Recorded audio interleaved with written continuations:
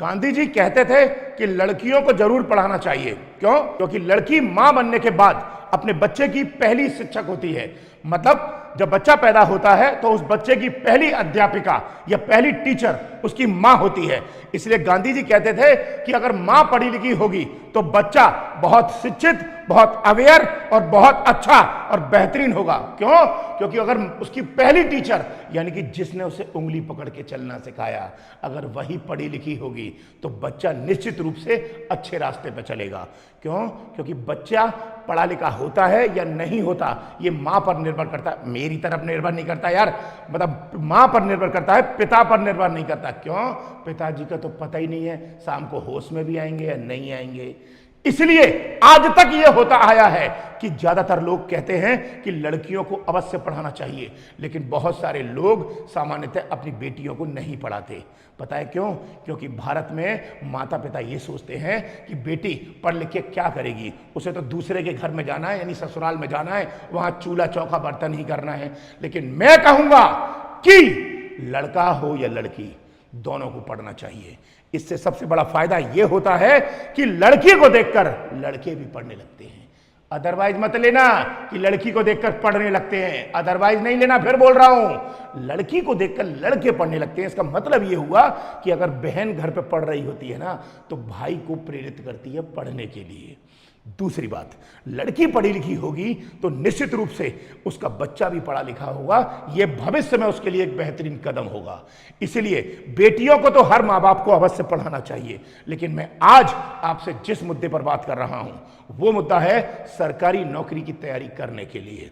तो मैं सामान्यतः कहूंगा कि आजकल मां बाप अपनी बेटियों को पढ़ा रहे हैं। इसलिए मैं अपने प्यारे भाइयों और अपने सारे दोस्तों से जो मेरे छोटे छोटे प्यारे प्यारे भाई हैं उन सब से विनम्र विनती करूंगा, क्योंकि तुम तो पढ़ लो यार, क्योंकि तुम नहीं पढ़ोगे तो तुम्हारी नौकरी नहीं लगेगी। और तुम्हारे माँ बाप के पास तो करोड़ों रुपया है तो अच्छी बात है कि माँ बाप बिजनेस करा देंगे, लेकिन अगर माँ बाप के पास करोड़ों रुपया नहीं है तो माँ बाप बिजनेस नहीं करा पाएंगे और ऐसे में तो जिंदगी भर बेलदारी करनी पड़ेगी। इसलिए मैं लड़कों से रिक्वेस्ट करूंगा क्योंकि तुम तो पढ़ लो, लड़कियों के लिए तो कोई और भी पढ़ रहा है।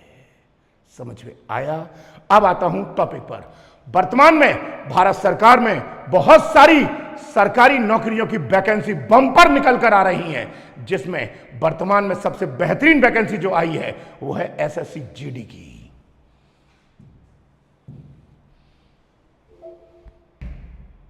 वर्तमान में सरकार ने एसएससी जीडी की वैकेंसी निकाल दी है। 39,000 प्लस वैकेंसी निकली है। जब तक फाइनल रिजल्ट आएगा तब तक इस वैकेंसी के बहुत ज्यादा यानी 50-60 हजार फाइनल रिजल्ट के आने की संभावना है।